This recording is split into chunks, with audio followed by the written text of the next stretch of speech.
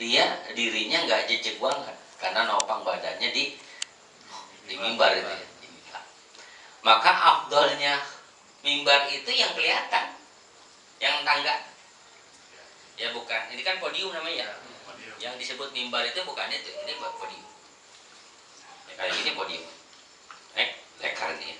Ya maksudnya kayak begini beda. Iya, gambarannya. Ya. Nah itu naik ke atas biar kelihatan ala dirinya atau berdirinya si biar berdirinya si khatib itu kelihatan. Hadir rahmati Allah Subhanahu wa taala itu merupakan syarat daripada khutbah. Kemudian hadir rahmati Allah wa qaunuha bil arabiyyah. Syarat khutbah itu juga haruslah memakai bahasa Arab. Lalu bagaimana yang sekarang ini? Kalau memang masih ada bahasa Arabnya Allah Subhanahu wa taala, masih ada nggak boleh. Kalau total misalnya bahasa Indonesia semua nggak boleh, atau bahasa Cina semua, walang cincung cincangnya misalnya, kan ya, itu nggak boleh. Jadi harus ada bahasa. Makanya gini, ada orang yang protes. Saya satu kali diprotes, pernah diprotes. Ustaz, kok khutbahnya nggak pakai segala puji hanya, atau mari kita bersama-sama mengucapkan segala puji gitu. Kemudian salawat dan salam semoga tercurah limpahkan ke hadirat Nabi Sallallahu Alaihi Wasallam. Saya ditanya gitu, kok nggak ada begitu kalimatnya, ujuk-ujuk langsung pembahasan. Saya bilang, aduh mohon maaf, saya lupa mungkin tadi. Padahal saya sudah sebutin, itu alhamdulillah wassalatu wassalamu ala rasulillah kan ya? Cuman saya nggak bilang, itu gue sebutin saya udah bilang, mungkin saya lupa. Sebab kan itu terjemahnya sudah, itu terjemahnya. Alhamdulillah segala puji, kan itu biasanya gitu. Pertama-tama kita mengajarkan puji syukur kehadirat Allah, selanjutnya selawat salam, itu sudah wassalatu wassalamnya selawat salam. Maka khutbah langsung ke dalam bahasa boleh saja, nggak apa-apa. Sama ceramah.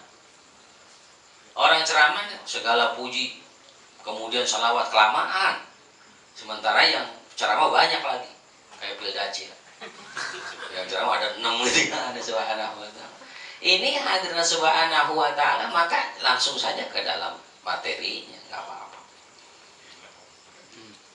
Kalau memang mau bagaimana kalau diterjemahkan ya nggak apa-apa juga. Ya, Subhanahu wa ta'ala. Satu saat saya pernah tanya di Bogor sama seorang kiai, kenapa di sini pakainya bahasa Arab? Sementara masyarakat sini kan belum paham bahasa Arab. Justru itu biar supaya masyarakat mau belajar bahasa Arab. Dan Subhanahu wa ta'ala. Orang kita nih kalau misalnya ada khotib yang berbahasa Arab, bukan girang pengen belajarnya. Saya tahu jawabannya. Karena girang apa? Cepatnya. Alhamdulillah udah, Allah mau taunya udah, Allah mau gitu. Ya, Subhanahu wa ta'ala. Tapi di beberapa tempat masih ada yang pakai itu. Al-Baydha itu masih ada. Al-Baydha masih ada. Nah ini hadis Subhanahu wa ta'ala pada akhirnya di beberapa masjid yang memakai bahasa Arab, mereka mengadakan taklim pada Jumat. Jadi pada sholat Jumat ngadain taklim tuh. Apa yang dibahas? Yang dibahas apa yang tadi disampaikan dalam khutbah. Belakangan. Ada pula yang bahasan khutbahnya itu disampaikan di awal. Itu saya pernah temukan juga di Bogor. Jadi dibahas dulu tuh khutbah itu. Alhamdulillah salah. Baru kita. Jadi dibahas dulu, baru khutbah yang disampaikan itu memakai bahasa Arab sudah tetap. Tapi kalau bicara Allah tentu memakai bahasa Arab. Berarti kita nggak hafal. Karena memang tujuannya untuk memberikan kefahaman kepada banyak orang, maka khutbah yang dilakukan di tempat kita pun dianggap afdal. Allah Subhanahu wa ta'ala. Ya. Ma'asyiral hadirin yang dirahmati Allah. wa fil waqti ba'da zawal. Kemudian dilakukannya khutbah itu ba'da zawal. Saya pernah sampaikan, ba'da zawal itu berarti setelah matahari tergeser. Ya, setelah matahari tergeser. Enggak sampai di waktu istiwa tidak, tapi tergeser baru dilakukan. Wal julusu bainahuma bituma'ninah. Wal julusu baina sajdataini bi qadri suratil ikhlas istihbaban. Kemudian duduk di antara dua khutbah itu haruslah tumakninah. Kira-kira seukuran baca surah Al-Ikhlas. Ya, kira-kira Al-Ikhlas itu kan qul huwallahu ahad, qul huwallahu ahad, Allahus samad, lam yalid wa lam yulad wa lam yakul lahu kufuwan ahad. Ya, seukuran itu. Bukan ukuran Al-Ikhlasnya qori, bukan. Lama tuh qori. Bismillahirrahmanirrahim.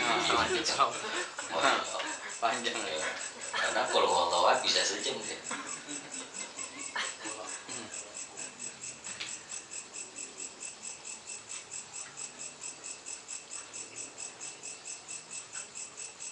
Amal qa'idu fayufsilu bisak. Kemudian orang yang duduk tersebut ini haruslah tenang. Artinya harus bisakta. Diam dulu sebuah saat. Diam.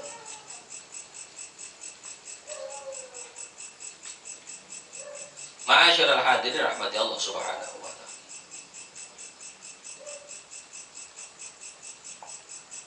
Orang yang khutbah itu suaranya haruslah terdengar kepada orang yang dikhutbahin. Jadi khutbah jangan bisik-bisik, harus kedengeran. Bahkan dikatakan hadir rahmati Allah subhanahu wa ta'ala tis'atun wa talatun, 39 orang paling tidak yang dengar khutbah kita. Ya, jadi makanya penting kalau misalnya ini berarti Imam Syafi'i. Kalau misalnya yang dengar timbang 37 berarti kan kurang. Nah, bagaimana orang ada 50 yang tidur 5? Yang tidur katakanlah 4. Ya 20 kan kurang berarti ya. Kurang. Tapi alhamdulillah di masjid kita yang tidur nggak terlalu dikit.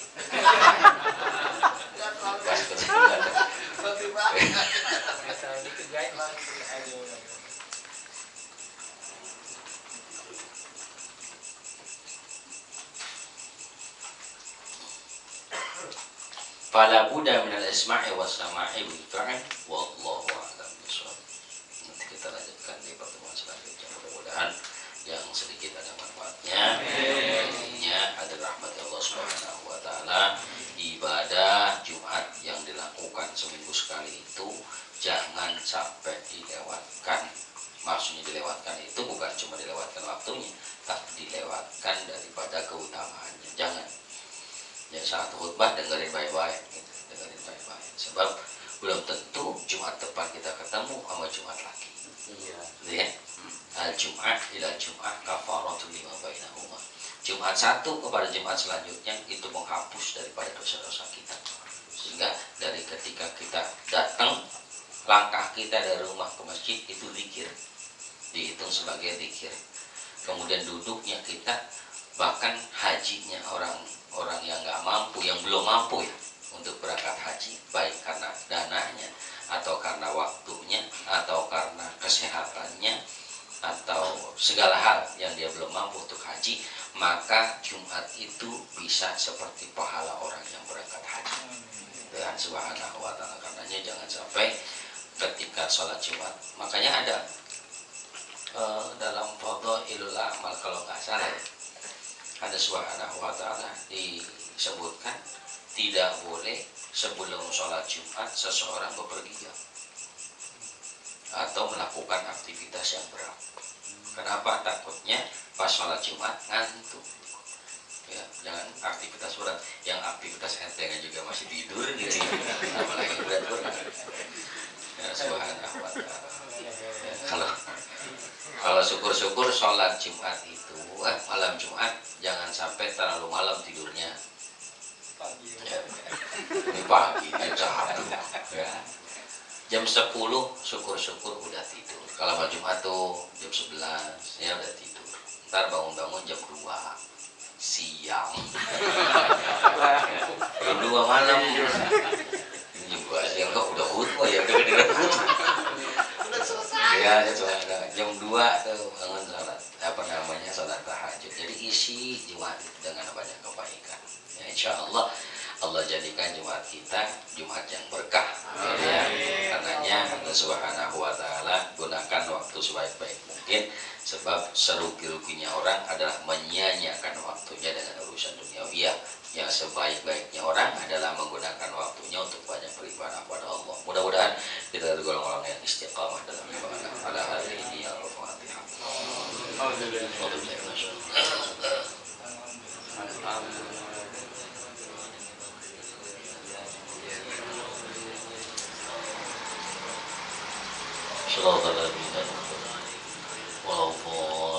Ya Arhamar Rahimin, Ya Arhamar Rahimin, Ya Arhamar Rahimin, Farij 'alal muslimin, Ya Arhamar Rahimin, Ya Arhamar Rahimin, Ya Arhamar Rahimin, Farij 'alal muslimin. Wassalam ala syafi'il anam wal ali ni'mal kiram wa sahbihi wa tabi'in. Ya Arhamar Rahimin, Ya Arhamar Rahimin, Ya Arhamar Rahimin, Farij 'alal muslimin. Hadirin, sebelum saya doa, saya minta kumpul kitab Shalatul Fatihah, pembacaan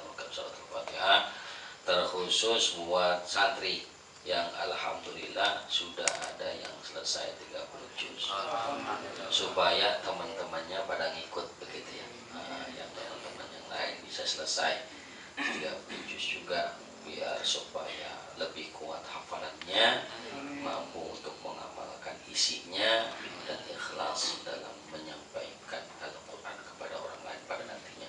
Oleh sebab itu, terutama juga buat seluruh anak-anak kita, cucu kita semua ya, mudah-mudahan dijadikan anak cucu yang saleh dan saleh, yang hafal Quran, mengamalkan isinya, dan istiqamah untuk mencari Allah Subhanahu wa taala. Pada hari ini Al-Fatihah. Alhamdulillahirabbil alamin, arrahmanir rahim, maliki yaumiddin. Iyyaka na'budu wa iyyaka nasta'in.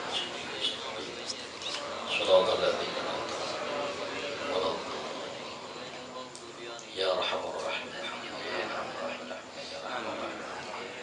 Allahumma ij'al jam'ana hadza jam'an marhuman wa ij'al tafriqana ba'da tafriqin. Amin ya Allah. Allahumma inna nas'aluka 'ilman nafi'an rahimin. Allahumma ij'alna wa ahlana wa auladana min ahli al-ilmi wa ahli al-Qur'an. Amin ya Allah. Wa ahli al-ibadah. Rabbana atina fid dunya hasanah wa fil akhirati hasanah wa qina adzabannar. Wa sallallahu ala khalqi Muhammadin wa alihi wa sahbihi ajma'in. Fatiha subhana rabbika rabbil izzati amma yasifun. Wa salamun alal mursalin walhamdulillahi rabbil alamin. Subhanaka Allahumma wa bihamdika asyhadu an la ilaha illa anta astaghfiruka wa atubu ilaik.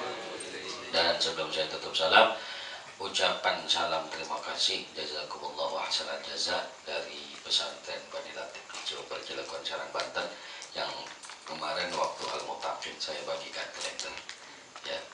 Untuk segala bantuannya diucapkan terima kasih, dan semoga seluruhnya dibalas dengan kebaikan yang lebih banyak dari Allah. Allahumma shalli